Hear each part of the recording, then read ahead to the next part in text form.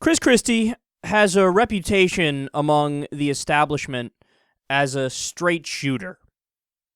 Now, that's rather clearly not true, based on many things. I mean, you pick any of his 600 scandals, for example, or how about the fact that he said, well, we simply can't afford to continue to pay the same amount of money in pensions. Meanwhile, at the same time that he said that, what was he doing? He was giving massive tax breaks to the rich in New Jersey and also giving massive tax breaks to different companies for their promise to create jobs, and then they didn't create jobs. So as he's saying, well, there's no money to go around. Oh, also, he's paying millions of dollars for a subsidy to bring the Super Bowl to New Jersey, as he was saying, we have to cut pensions, we just have to do it. So, I mean, this guy is the opposite of a straight shooter. In fact, he's a joke. But he finally, I think for the first time ever, actually apologized about something. So what was it? Was it Bridgegate? No, it wasn't Bridgegate. How about what I just described, giving the tax cuts to the rich while the working class people in New Jersey suffered? No, he didn't apologize for that. How about the new report that was released where his own lawyer says that, oh, it's cool, Christie did nothing wrong. Well, wait, you're going to have your own people investigate you? I mean, that's ridiculous. That's like me hiring somebody who's a member of Secular Talk Radio to evaluate Secular Talk Radio. What are they going to say? Oh, it's great, man. Turns out Secular Talk Radio, best show ever.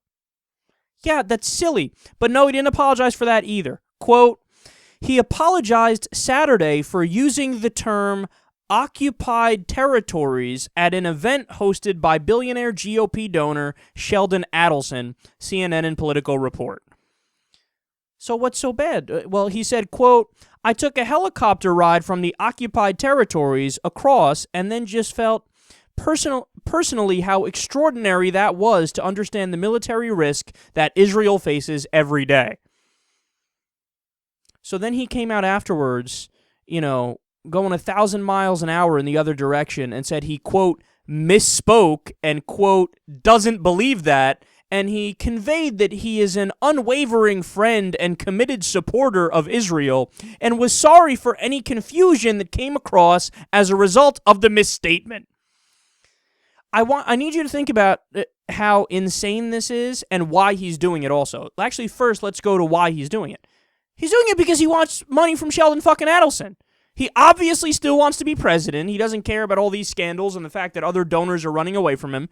He wants to be financed by Sheldon Adelson, the billionaire GOP donor, and he wants his blessing. He's going to kiss his ring.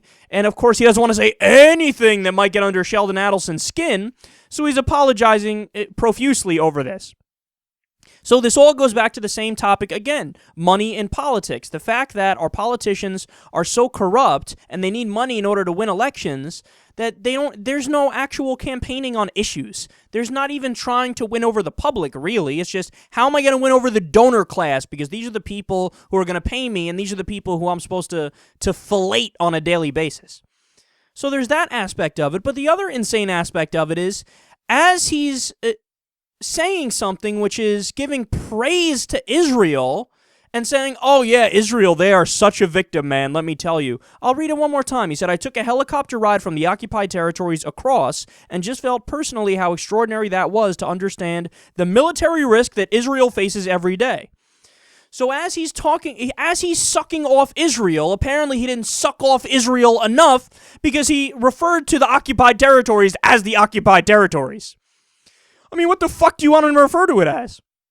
The area where Israel is continuing to push further and get more of the territory that is Palestinian, but it's okay because I grant them that it's okay and it's rightful and it really is their land. I mean, what the fuck do you want him to refer to it as? But that's the thing. Sheldon Adelson, he's one of these people who, no, Israel's never done anything wrong ever. The more they expand, the more it's just them taking back what is rightfully theirs. And, therefore, if you say anything that even slightly disrespects the almighty Israel, which has never done anything wrong, well, you're a terrible person. I mean, it's insane. And put aside all the politics of this, put aside whether it's Chris Christie saying it or Sheldon Adelson saying it or whoever believes it and doesn't believe it. Look at what is Israel and what is the Palestinian territories. Do you even know the history of that, like how it came about and how we got to the place we are right now? So in 1947, the UN came up with what's called the Partition Plan, and it was, of course, after World War II, and needless to say, the Jews had a rough go of it. I mean, Hitler exterminating so many Jews, and it was just a terrible. They were living in a terrible situation. So the UN basically said, yeah, the area over there that's Palestine right now, have it. And what they did is they set it up so that it was basically about what was it? What would you call that? A 50-50 split or so, roughly? And then over time, they started to expand. And it was more, okay, so Israel took over more of the land that used to be Palestine. And then they took over more of the land that used to be Palestine. And then, in 1967, well, what was it like then? I don't know, about 70-30, roughly, the split? 65-35, roughly? And then, finally, that takes us to today. And today, forget it. Today, it's like the area that the Palestinians are living in is 10%, not less than that, less than 10% of the area. And Sheldon Adelson and Christie are trying to tell you that no, there is no such thing as an occupied territory. There is no such thing as Israel, expanding further into the Palestinian territories. No, it's Israel's never done anything wrong, and how dare you besmirch the great name of Israel. And this is the person, and here's the craziest part. Sheldon Adelson is one of the guys who's really controlling policy, because he pays all the Republicans, and there appears to be complete agreement in both the Republican and the Democratic Party that you can never, ever propose a real solution to, the fighting in the Middle East. And what would a real solution be? This isn't to say that there wouldn't still be extremists on the Palestinian side who would essentially be, jihadists, if you will. And this isn't to say that there wouldn't be extremists on the Israeli side, Orthodox Jews who think that they have a right to the entire area, right? But the only type of solution that would really make sense, in my opinion, is a 50-50 two-state solution.